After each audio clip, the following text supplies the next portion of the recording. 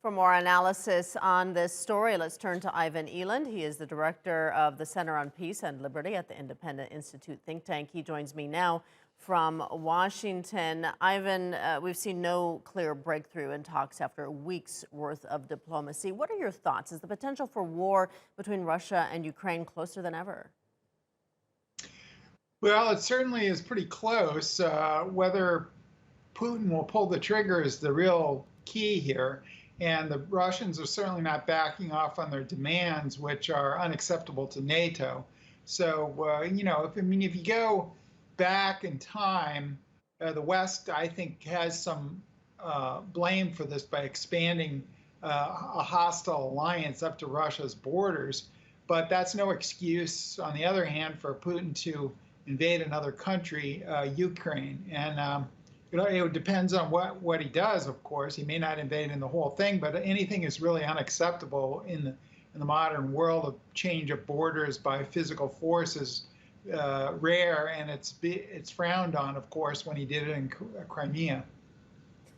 And Russia is not ruling out a possible military deployment to Cuba and Venezuela. Are we looking at a possible collision course between the U.S. and Russia?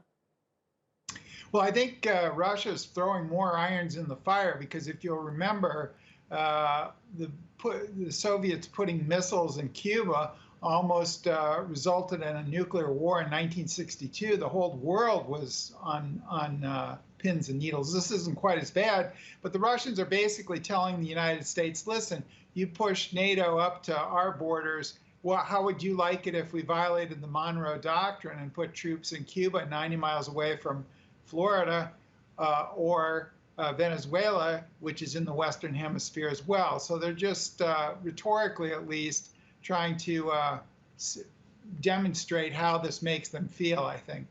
What prospects for diplomacy are left at this point if nothing has worked so far?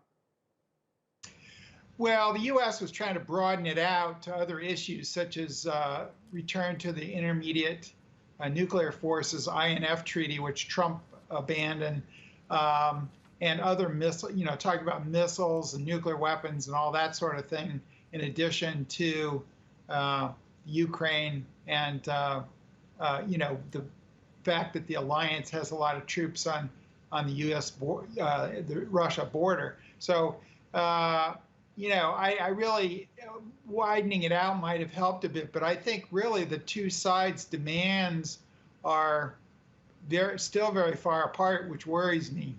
All right, we'll leave it there. Ivan Eland joining us from Washington. Ivan, thank you.